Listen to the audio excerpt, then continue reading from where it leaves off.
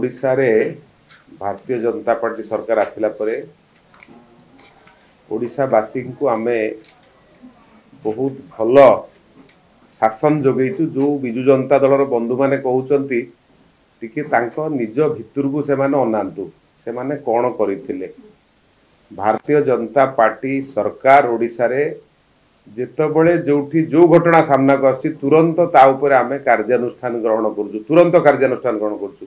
ए प्रकार कार्यानुष्ठान विजु जनता दल केबे करिथिला कि उत्तर देई परिबे?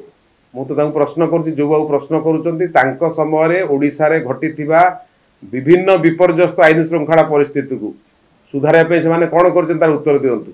गिरफ्तारी टेपरा कर नथिले आपण जदि आपनको दलर लोक कोठी इन्वॉल्व थिला। आम सरकार तो पदा को बाहर करी जे भी जोठी दोषी होची तुरंत ताकू धरा जाउची एवं दृढ़ कार्यानुष्ठान निया जाउची। तेणु जो बाबू माने विजु जनता दलर कहउचंती से माने बहस आमो साथरे आसंतु धरिकरी कागज पत्र मो साथरे बसिकरी कहिबे। गोटे पारदर्शी सरकार उत्तरदायी सरकार जी स्पष्ट भाव में लोकंकर जोटी समस्या है से समस्या स्थान में पहुँचिक समाधान करुच्ची। एभली एक सरकार आगुरी के आपन देखि नते बहुत क्विक आमे पहुँचुचु सांगे सांगे निष्पत्ति निया जाउची।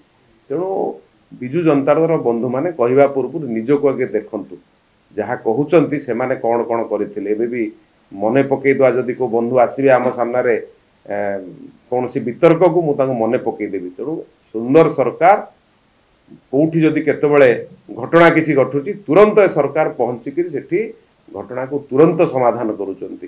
तेणु कहवा पूर्व थरे निजको भाविबार आवश्यकता अछि। एई भिडियोटी आपनकु केमिति लागिला कमेंट करि जणांतु। धरित्री लाइव रो यूट्यूब एवं फेसबुक चैनल को सब्सक्राइब करंतु। अधिक खबर पई लॉगिन करंतु www.dharitri.com।